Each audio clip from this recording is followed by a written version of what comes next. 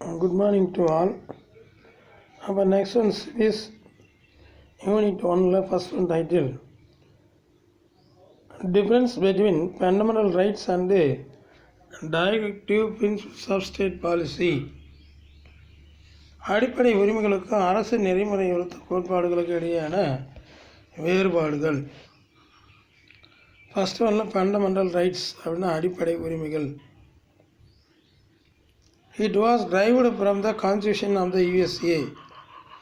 இவை அமெரிக்க ஐக்கிய நாடுகளினுடைய அரசு அமைப்பிலிருந்து பெறப்பட்டவை. Directive principle of state policy அப்படின்றது அரசு நெறிமுறை ஒத்த கோட்பாடுகள். It was down on the model of the constitution of Ireland. இவை அயர்லாந்து நாட்டின் அரசியலமைப்பிலிருந்து பெறப்பட்டவை.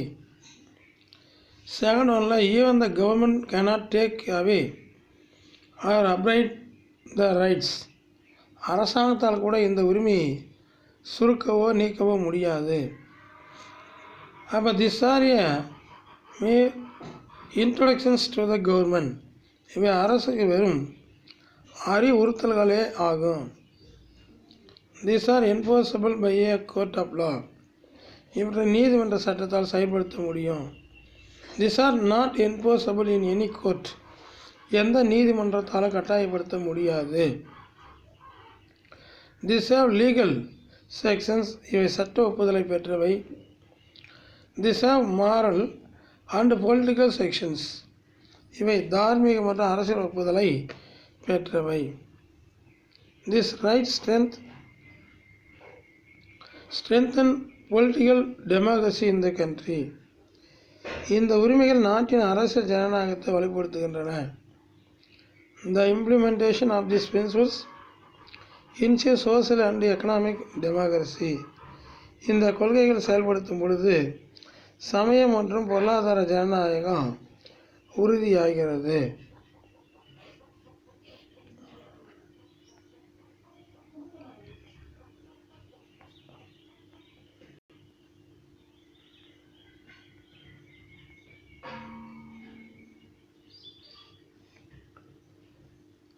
நெக்ஸ்ட் ஒன்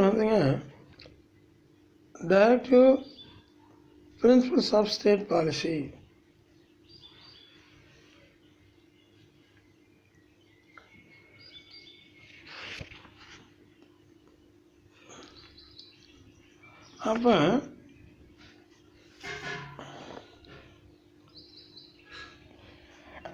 அப்போ மாநில அரசினுடைய நேரடி கொள்கைகள். மாநில அரசினுடைய நேரடி கொள்கைகள்.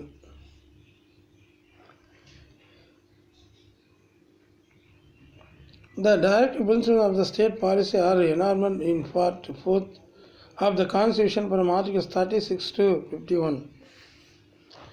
இந்திய அரசியலமைப்பு அடிப்படை கடமைகள் என்பவை முன்னாள் சோவியத் யூனியன் அரசியலமைப்பின் தாக்கத்தால் சேர்க்கப்பட்டதாகும்.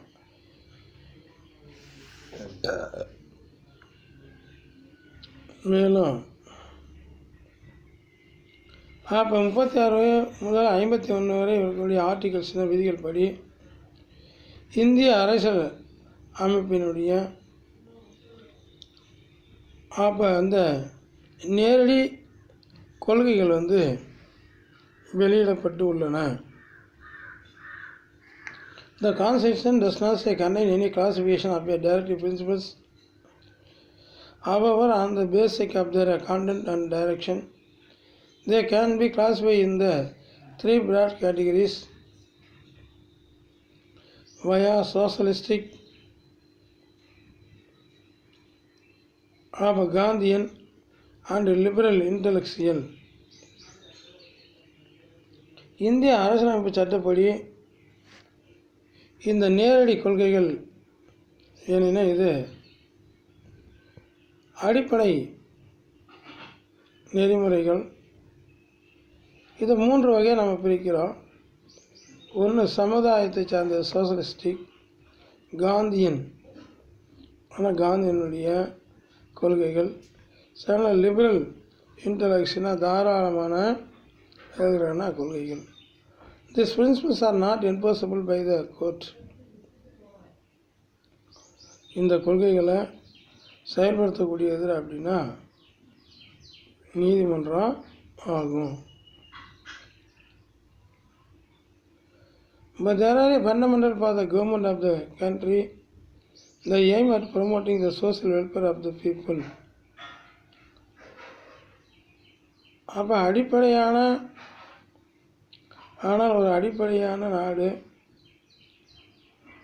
அதனுடைய சமூக நல கொள்கைகள் மக்களை சார்ந்து இருத்தல் வேண்டும். எதிர்பார்க்கிற மக்களை சார்ந்து இருக்கக்கூடிய கொள்கைகள். Dr. B.R. Ambedkar described these principles as and novel features of the Indian Constitution. அப்போ இந்திய அரசியலமைப்பினுடைய கொள்கைகளை வகுத்தவர் யார் அப்படின்னா டாக்டர் B.R. அம்பேத்கர்.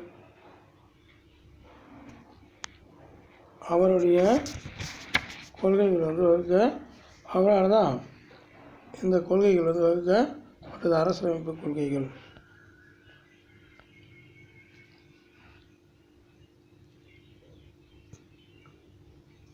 நெக்ஸ்ட் பார்த்தீங்கன்னா fundamental duties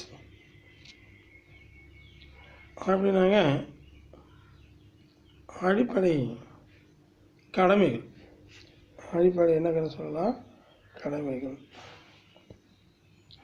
The fundamental duties in the Indian Constitution are inspired by the Constitution of former USSR. இந்திய அரசியலமைப்பு அடிப்படை கடமைகள் என்பவை முன்னாள் சோவியத் யூனியன் அரசியலமைப்பினுடைய தாக்கத்தால் சேர்க்கப்பட்டது ஆகும். In 1976, the Congress Party set up the Sardar and Swaran Singh Committee to make a recommendations on a fundamental duties. 1976 ஆண்டு காங்கிரஸ் கட்சி சர்தார் சவரன் சிங் கமிட்டியை அமைத்து அடிப்படை கடமைகள் குறித்து ஆராய பரிந்துரை செய்தது. The party second amendment act of 1976 had some responsibility of citizens to our constitution called the fundamental duties. அதன்படி 1976 ஆண்டு மேற்கொள்ளப்பட்ட 42வது அரசியலமைப்பு சட்ட திருத்தம் நமது அரசியலமைப்பில் குடிமக்களின் பொறுப்புகள் சிலவற்றை சேர்த்தது. This amendment added a new part, namely part 4A to the Constitution. இவ்வாறு சேர்க்கப்பட்ட பொறுப்புகளை குடிமக்களின் கடமைகள் என்று அழைக்கப்படுகின்றன. A new part consists of only one article, that is Article 51A, which for the first time specified a code of 10 fundamental duties of the citizen. இந்த புதிய பகுதி 51A என்ற ஒரே ஒரு பிரிவை மட்டும் கொண்டது. இது முதன்முறையாக குடிமக்களின் 10 அடிப்படை கடமைகளை விளக்கும் குறிப்பிட்ட சட்ட தொகுப்பாக உள்ளது. Next one, list of fundamental duties. அப்போ அடிப்படை கடமைகளினுடைய பட்டியல். ஃபர்ஸ்ட் ஒன் ஏவில் to abide by the constitution and respect its ideals and institution, the national flag and the national anthem. ஒவ்வொரு இந்திய குடிமகனும் அப்போ அதன் அரசியலமைப்பினுடைய கொள்கைகள், நிறுவனங்கள், தேசிய கீதம், தேசிய கொடி, தேசிய சின்னங்கள் ஆகியவற்றை மதித்தல். To cherish and follow the noble ideals which inspired the national struggle for freedom.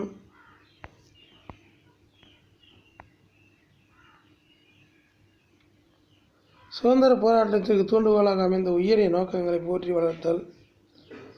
Third and C option, to uphold and protect the sovereignty, unity and integrity of India. இந்தியாவின் இறையாண்மை, ஒற்றுமை, ஒருமைப்பாடு இவற்றை பேணி பாதுகாத்தல்.